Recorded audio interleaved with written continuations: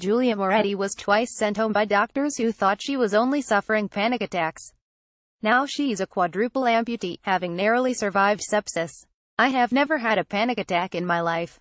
I knew there was something that wasn't right in my body, she said. I had emergency surgery to remove a necrotic bowel, but within hours of the surgery my organs shut down and I was on life support, not expected to live.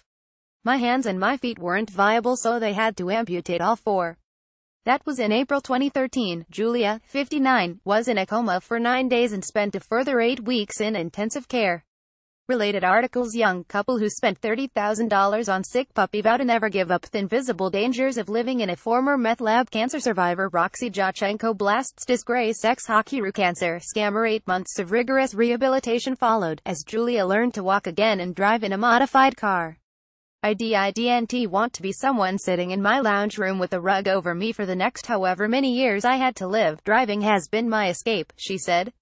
Sepsis survivor Julia Moretti. 9 new sepsis survivors from left: Corinne Barrett, Mandy McCracken and Julia Moretti. Supplied today, she has joined a group of sepsis survivors in leading a call to action for South Australian healthcare authorities in the hope of reducing the prolific, yet frequently misdiagnosed disease.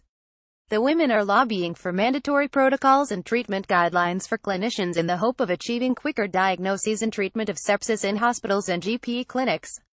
They also want a public awareness campaign similar to the Sepsis Kills campaign in New South Wales.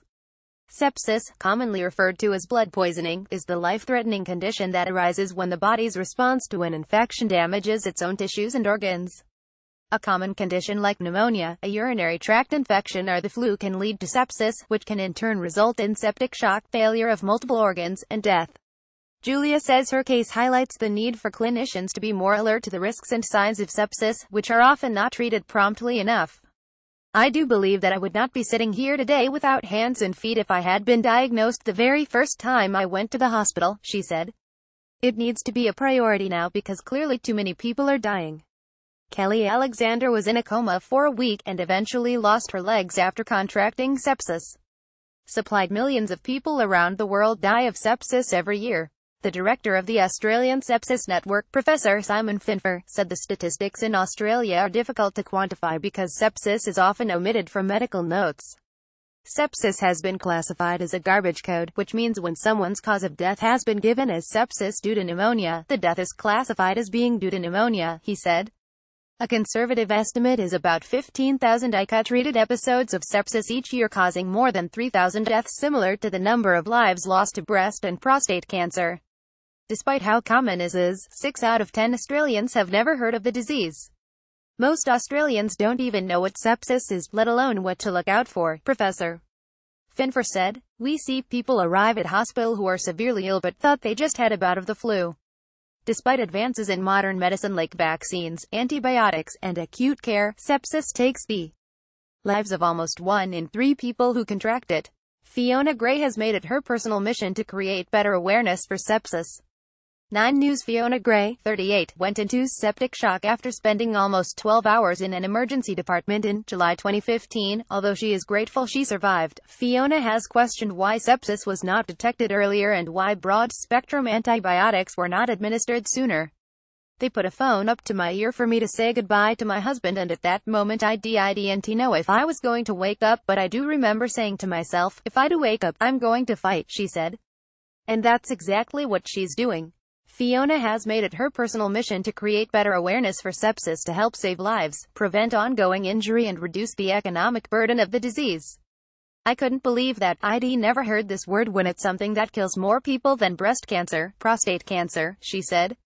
She says sepsis was not mentioned in her hospital discharge notes. I left hospital not even knowing the word sepsis. I didn't know what my diagnosis was. I was discharged with no information on what to expect, she said. Fiona has been nominated to represent South Australia at the inaugural Australian Sepsis Roundtable being held in Sydney in November. She said she is ashamed at the lack of progress in her home state, which she believes is lagging behind New South Wales, Queensland and Victoria when it comes to sepsis awareness. I'm not aware of anything that we're doing here in South Australia to create better awareness amongst both healthcare professionals and the general public, she said. International efforts to address these shortfalls were boosted in May 2017 when the World Health Organization made sepsis a global health priority, passing a resolution on improving the prevention, diagnosis and management of sepsis. Member states are now required by 2020 have mandatory sepsis protocols and awareness campaigns. It's about knowing the signs of sepsis: the fever, the chills, the rapid heart rate, the drop in blood pressure, Fiona said. If I had seen a poster on a wall in the emergency department that said "just ask, could it be sepsis," I would have been able to tick off more than half of those signs. Caroline Dingle and her daughter Laura Chapman. 9 News. Caroline Dingle was left in intensive care after contracting sepsis in 2009. Supplied. Also joining the fight for better awareness of sepsis is Caroline Dingle, 45, who developed an aggressive streptococcal infection in the 24 hours after childbirth in 2009. The bacterial infection resulted in sepsis in both Caroline and her newborn baby, Laura. Caroline and Laura both ended up in intensive care units in 2 separate hospitals. We were both on life support. Laura remained in hospital for 6 weeks, and I was in intensive care for 6 weeks.